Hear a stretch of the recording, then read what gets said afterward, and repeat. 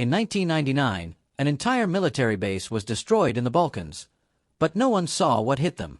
No planes, no warning, just silence, then fire. What hit them was invisible, and it's still flying today. B-2 bomber jet, the ghost in the sky. The shadow appears. In the dead of night over Yugoslavia, a radar screen blinked once, and then went black. A technician leaned in. Nothing. Just silence.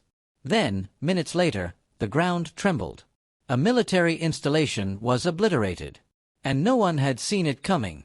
It wasn't the first time radar operators across the world reported phantom glitches, objects appearing for a split second, then vanishing. Some blamed system errors. Others weren't so sure. Rumors spread, an aircraft that could fly across continents, undetected, undisturbed, and unreachable. They called it the invisible death. At first, it sounded like a conspiracy. But then, photos leaked. Blurry. Angular. Unlike any plane ever built. Darker than night. With no tail, no cockpit hump, just a wing. The truth began to emerge. There was something flying in our skies, something not meant to be seen. And it was real. Its name was the B-2 Spirit. A stealth bomber built not for speed or dogfights, but for one thing only, invisibility. The world asked, how? Why? And could something so strange, so silent, really exist? To understand the B-2, we have to go back to a time when war was cold, paranoia was hot, and the world was on the edge of annihilation. Born in the shadows.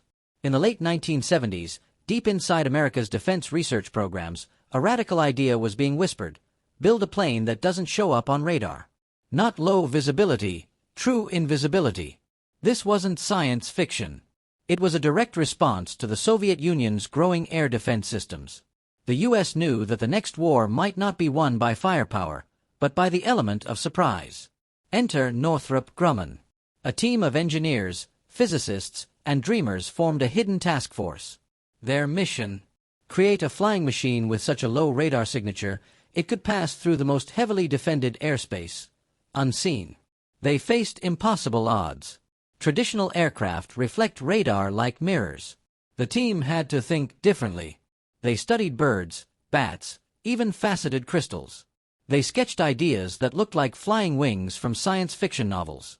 What emerged was a design unlike anything before it, a bat-like wing, wide and thin, without a vertical tail. Its skin would absorb radar waves, its angles would scatter detection beams, and its engines would be buried inside, hiding heat signatures. But stealth wasn't just a shape, it was a symphony of technologies. Special paint, hidden exhausts, and flight computers so advanced they made the plane flyable, barely. Inside dark labs and wind tunnels, prototypes were tested. Crashes happened. Funding was questioned. But the engineers pressed on. This wasn't just engineering. This was a war of shadows, fought in silence, secrecy, and midnight meetings. And by 1989, the shadow was ready to take flight. Ghosts in combat. March 1999. The Kosovo War had begun. NATO forces were preparing precision airstrikes. But deep in Whiteman Air Force Base, Missouri, a different kind of bird was waking. A hangar door slid open. From the darkness, a B-2 Spirit rolled forward. Silent. Angular. Unnatural. No fighter escort. No in-flight refueling. Just one mission: fly from Missouri to Yugoslavia, strike targets, and return, without ever being seen. And it did. The B-2 flew over 30 hours round trip.